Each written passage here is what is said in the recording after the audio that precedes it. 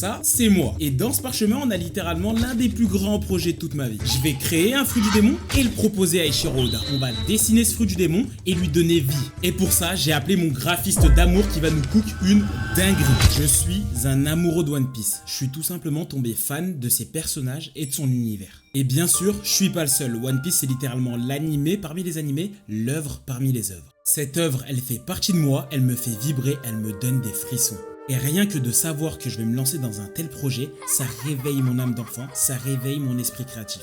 Du coup, tu comprends que l'idée même de créer mon propre fruit du démon, elle est venue toute seule. Je vais pouvoir avoir un fruit du démon à moi et rien qu'à moi, avec des pouvoirs qui me parlent, avec une histoire qui me parle. Enfin bref, je vais pouvoir littéralement manifester ce que je veux. Et là, je pense au but ultime de ce projet, au but ultime de cette vidéo, soumettre mon fruit du démon à Eiichiro Oda, avoir la validation de mon projet par le grand Oda. Ça par contre, je vous mens pas, ça va être mission impossible un peu, je sais pas comment je vais faire. Mais la première étape, c'est de créer le fruit du démon. Et la première énorme problématique, c'est que cette espèce de génie d'Oda, il a déjà tout fait. J'ai vraiment trop sous-estimé l'ancien, je suis choqué. En fait, là, je me replonge dans One Piece et c'est vraiment une dinguerie tout ce qu'il a créé comme fruit du démon. C'est simple, à chaque fois que j'avais un début d'idée, soit le fruit du démon était déjà fait, soit il s'en rapprochait énormément. Quelle que soit la direction que je voulais prendre, il y avait de la concu. Un fruit du démon où tu manipules le feu, Ace. Un fruit du démon où tu manipules l'espace, Rafat Garlo. Et là je me dis ok, c'est peut-être moi le souci, je vais peut-être pas chercher assez loin dans ma réflexion.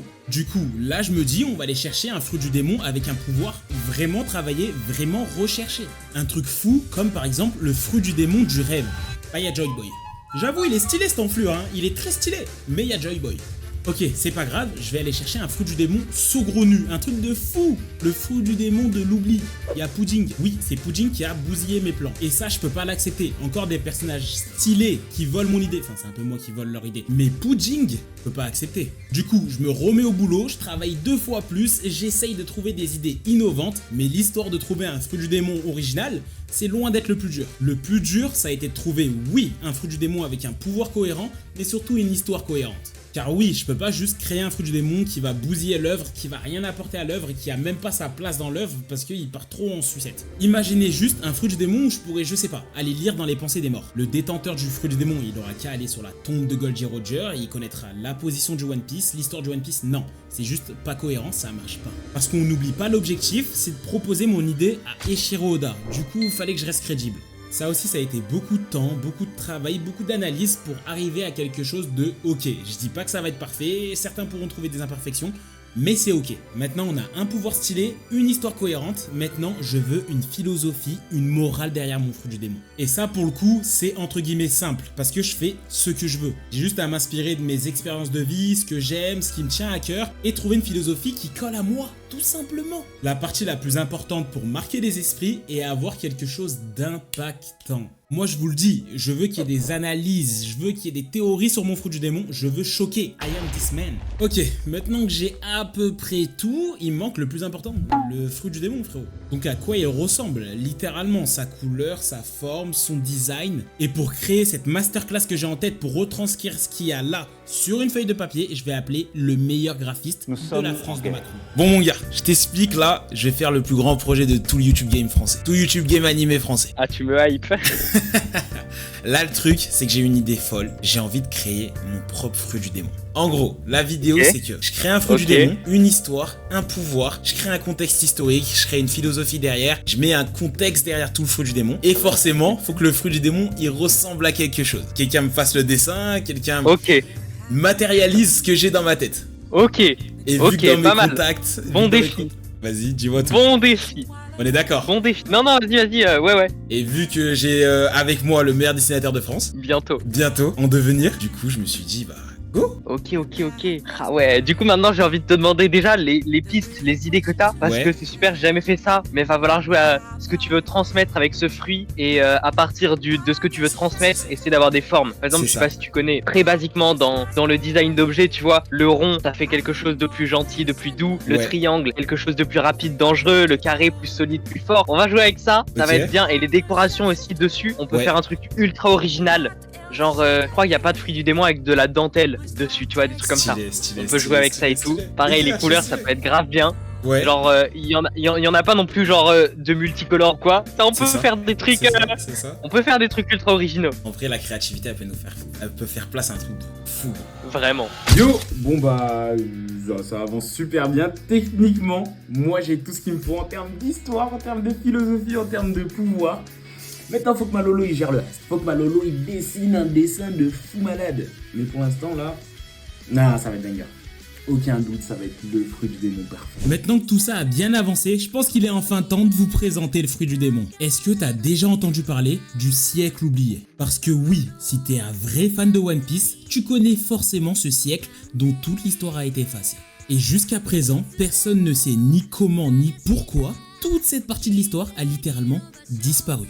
Personne, sauf moi, parce que oui, j'ai quelques informations sur ce fameux siècle oublié et vous inquiétez pas, vous allez vite comprendre le lien avec le fruit du démon. Pendant ce siècle perdu, faut savoir que l'humanité, elle était à son prime. Elle était à son prime en termes de science, de technologie, de richesse, mais comme l'humain n'est jamais content, poussé par l'arrogance, un humain décida de complètement détruire la barrière qu'il y avait entre les êtres humains et le divin lui-même. Il tente de créer un fruit capable de donner un pouvoir divin à son détenteur. La vie éternelle et le pouvoir absolu. Le pouvoir de tout créer et tout détruire, manipuler la vie comme la mort et redimensionner la réalité elle-même. Et je pense que vous le voyez arriver, mais ça s'est pas passé comme prévu. Ce désir, cette gourmandise, cette arrogance de vouloir dépasser les limites humaines se retourne contre lui. Son fruit ne lui a pas donné l'immortalité, mais la pire des malédictions, le pouvoir divin au prix de sa propre vie. Bon, là je l'ai flouté, mais vous inquiétez pas, vous le verrez plus tard. Pour chacun des miracles accomplis, le fruit volait une partie de l'existence du détenteur, rappelant cruellement au détenteur qu'il était humain, mortel et vulnérable. Ce fruit va alors devenir un avertissement. Vouloir dépasser les lois humaines, c'est accepter de perdre son humanité. Et depuis ce jour, le fruit n'apparaît qu'aux moments les plus sombres de l'histoire. Un peu comme pour rappeler qu'en voulant jouer le plus grand des héros ou le plus grand des vilains, on finit forcément par perdre. Ah, l'histoire elle est super stylée, on est d'accord. Maintenant il est temps de vous parler vraiment du fruit du démon en lui-même et de ses pouvoirs. Le Noroi Noroi no Mi, littéralement le fruit de la malédiction. Quelle que soit ton espérance de vie de base, au moment où tu manges le Noroi Noroi no Mi, ton espérance de vie passe automatiquement à 300 ans. Et ce fruit du démon, il a un principe super simple. Tout créer, tout détruire, mais au prix de ton espérance de vie. C'est-à-dire que tu pourras créer des choses énormes avec ce fruit du démon, mais plus la chose créée est grande et puissante, plus tu vas perdre en espérance de vie. Et ce fruit du démon, il a 5 pouvoirs principaux et je vais te les présenter. On commence avec le Divine Breath, le souffle divin. L'utilisateur du fruit du démon peut d'un seul souffle créer et détruire à la fois. Tu veux te créer un château, un pont, je sais pas, une forteresse, c'est faisable. Ou à contrario, détruire une forteresse ennemie, détruire un navire ennemi ou encore même arrêter une attaque d'un Yonko. Mais tu l'auras compris, chacune de ces prouesses a un coût, soit en jours, soit en semaines, soit en mois, soit en années, sur ton espérance de vie. Pour te donner un ordre d'idée, si tu veux par exemple créer un château énorme et fortifié, ça va te coûter 1 an d'espérance de vie. Ou alors imagine que tu es dans un combat juste intense avec Kaido et tu as envie d'annuler une de ses attaques comme le Borrow Breath, donc une de ses attaques les plus meurtrières. Et bah pas de souci parce que d'un seul souffle, d'un seul claquement de doigts, tu pourras annuler totalement cette attaque pour seulement 5 ans de ta vie. Je pense que vous commencez à comprendre le concept, c'est un peu comme retirer à la banque, petit à petit, sauf qu'il n'y a pas de l'argent illimité à la banque. Le deuxième pouvoir offert par ce fruit, c'est le Soul Résurrection, la résurrection des âmes. Là on va un peu plus s'enfoncer, mais ce pouvoir permet de ramener à la vie pendant 24 heures les morts. C'est un pouvoir qui transcende littéralement toutes les lois humaines, et sur ce coup, ça coûte cher en points de vie. Imaginons que tu veuilles ramener Ace à la vie. Pas de souci, mais ça te coûtera 30 ans d'espérance de vie. Ramener Goldie Roger, pas de souci, mais ça te coûtera 50 ans d'espérance de vie. Mais ce pouvoir a un énorme inconvénient, c'est que tu peux ramener à la vie seulement les morts datant de moins d'1 semaine.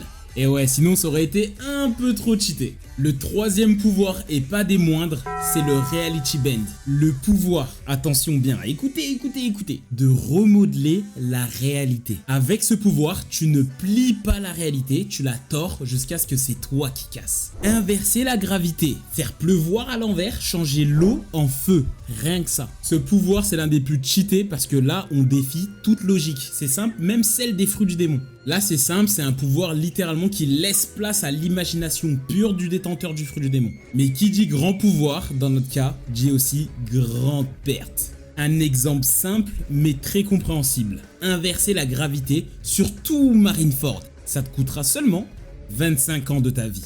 Ce pouvoir te permet de défier les lois de la nature, mais à un point juste fou. Mais ça coûte si cher, faut réfléchir avant de faire des bêtises avec ce fruit du démon, je vous le dis. Le quatrième pouvoir, on touche bientôt à la fin, c'est le Soul Forge, la capacité à créer une âme. Et ce pouvoir, il te permet de créer seulement 3 âmes, mais 3 âmes surpuissantes. L'armée fantôme, une armée de 100 soldats obéissant au doigt et à l'œil à chacune de tes consignes, chacun d'un niveau vice-amiral. 50 ans de vie pour une durée permanente. La deuxième âme, c'est Shinzetsu no Yami. Tout à l'heure, je te proposais de remodeler la réalité. Là, avec Shinzetsu no Yami, une lame, une épée légendaire capable de trancher la réalité elle-même. Stylé, trancher la réalité, c'est stylé quand même. Mais donne-moi 35 ans de ta vie quand même. Et la troisième âme capable d'être créée avec ce fruit du démon, c'est Shikabane Ryo. Le dragon de la mort. Il dure un combat, mais à la puissance grand minimum d'un Yonko. Vous comprenez à quel point ce pouvoir il est cheaté, créer des armes juste surpuissantes. Mais à quoi bon s'il te reste plus d'années à vivre? Ok, maintenant je vous ai parlé des premiers pouvoirs, là je vais vous parler du cinquième pouvoir. Le pouvoir un peu ultime de ce fruit du démon, le pouvoir qui pourrait expliquer beaucoup de choses comme le siècle perdu. Là je te parle d'un pouvoir qui défie littéralement toutes les lois de la nature humaine, de l'existence de l'humanité. Genesis Overdrive, c'est le pouvoir ultime, c'est le pouvoir ultime de l'arrogance humaine, c'est le pouvoir ultime de la gourmandise humaine, c'est la capacité à tout détruire et à tout créer sans aucune limite. Zéro. Pendant 60 secondes, l'utilisateur du fruit du démon est capable de tout faire. Rien ne lui est impossible. Créer un nouveau monde, ressusciter une nation entière, changer le climat, tout faire. Mais la petite nuance avec ce pouvoir, c'est qu'il marche pas en nombre d'années. Vous vous rappelez, ce fruit du démon permet de créer et détruire. L'utilisateur du Noroi no Mi a droit à 2 Genesis Overdrive. Lors de la première utilisation et après les 60 secondes, l'utilisateur perdra la capacité à détruire. Et à la deuxième utilisation, l'utilisateur du fruit du démon perdra la capacité à créer. Tu me vois venir, ça signera donc la fin de son existence. Tu deviens un mythe pendant 1 minute et puis tu disparais sans laisser aucune trace. C'est l'apogée du pouvoir et la fin absolue. C'est beau, c'est puissant, c'est même terrifiant. Tu peux tout faire sauf survivre. Ce fruit du démon est juste fou. Ce fruit du démon raconte tellement de choses. Avec ce fruit du démon, j'ai vraiment voulu faire passer un message. J'ai pas juste voulu créer un fruit du démon pour créer un fruit du démon. Je voulais qu'il y ait une vraie philosophie derrière. On est loin d'avoir un fruit cool ou un fruit surcheaté. Très loin de là. Ce fruit, c'est pas un cadeau, c'est une dette. Ce fruit, il ne te donne rien, il te le prête et viendra le reprendre quoi qu'il arrive. C'est un fruit du démon qui teste tes limites morales, ton sens du sacrifice, ta capacité à porter le poids du monde. Le Noroi no Mi, vous vous rappelez de ce que je vous ai dit avant? C'est le fruit de la malédiction. Et là, c'est pas une malédiction qui vise à punir tes péchés, non. C'est une malédiction qui vise à punir tes miracles. Tu n'es pas une divinité, tu es un simple humain qui s'est lui-même mis un compte à rebours sur la tête. Tu réfléchis plus à ce que tu peux faire, tu réfléchis à ce que tu peux te permettre de perdre. Maintenant que vous en connaissez beaucoup sur le fruit du démon, maintenant que vous connaissez tout sur le fruit du démon, je vais vous montrer à quoi il ressemble. Et voilà le banger que Malolo a créé. Et voilà pourquoi j'ai travaillé pendant toutes ces heures sur un fruit du démon cool et cohérent. Vous avez pu le voir, hein, il a pris du temps, il a fait des croquis, on s'est renvoyé la balle, mais je trouve que le résultat est vraiment pas trop mal. En plus, j'ai essayé de prendre des fruits qui ont pas mal de signification, de symbolique. La grenade, bah, évidemment, c'est le fruit et dedans, en fait, c'est plein de petits noyaux rouges. Comme ça, plus rouge, vraiment une couleur très symbolique. Et c'est aussi comme ça, à cause du fruit, qu'on a nommé la grenade comme elle est, vu qu'en fait elle explose en éclats. Et il y a d'autres trucs aussi, la figue, c'était un fruit assez sacré. À chaque fois en plus, ça a des liens avec les religions et tout. Donc franchement là, les 6 fruits que j'ai choisis, c'est vraiment des fruits qui ont pas mal de symbolique derrière. Par exemple le durian, il a pas trop d'histoire, mais c'est juste un fruit qui pue et qui pique en extérieur. Mais en fait, il est ultra nourrissant et il est vraiment très bon pour la santé. La belladone, je connaissais même pas ce fruit. C'est genre les petites baies qu'on a qui sont ultra noires et luisantes. Et en fait, elles sont ultra toxiques. Genre, faut pas les manger, tu sais, ce qu'on confond toujours avec des mûres ou quoi. La pomme, je pense que vous connaissez là le truc d'Adam et Ève. Il y a aussi le truc de la pomme empoisonnée aussi, genre de Blanche-Neige et tout. Ça, c'est assez populaire également. Et sur la pomme, c'est là où j'ai mis la dualité. Et vous pouvez le voir, on n'a pas juste fait un fruit du démon pour le faire, non, on a ajouté quelques petits détails. Et il y a quelques éléments sur le fruit du démon qui sont vraiment à prendre en compte, je vais vous expliquer pourquoi on a mis ça. Déjà, je voulais vraiment qu'il y ait deux côtés sur le fruit du démon, le côté destruction et le côté création. On va avoir le côté un peu plus clair forcément pour la création et le côté un peu plus sombre pour la destruction. Je voulais faire quelque chose de vraiment stylé avec les deux fruits du démon qui étaient vraiment en dualité, qui refusent limite de coexister ensemble. T'as juste l'impression que le fruit du démon, il va imploser à tout moment. Je voulais pas juste créer un fruit du démon stylé, non. Je voulais que même le fruit du démon en lui-même raconte quelque chose. Même le fruit du démon, quand tu le vois, tu te dis, ce fruit du démon, c'est pas un fruit du démon normal, non. J'espère que vous vous rappelez quand même du but de la vidéo, c'était de présenter quelque chose à Eiichiro Oda. Donc pour ça, je lui ai préparé un petit message pour lui expliquer tout ça. Eiichiro Oda, kono toga o miteku koreta anata, unmei desu, shaneru toroku o zero. Bon, je vous reprends la traduction parce que je sais toujours pas encore parler japonais. Ça signifie, toi qui as regardé cette vidéo, c'est le destin, abonne-toi, s'il te plaît. Alors, je vais pas vous teaser dans le vide. Oui, j'ai essayé de contacter Oda, oui, j'ai envoyé des tweets, des emails, etc. Mais c'est à perte, c'est compliqué ces histoires, gros. J'abandonne pas, attention, je vous mets mon Instagram ici, il est en description aussi. Si jamais il y a une réponse d'Oda, je le mettrai là-bas, donc n'hésitez pas à les follow.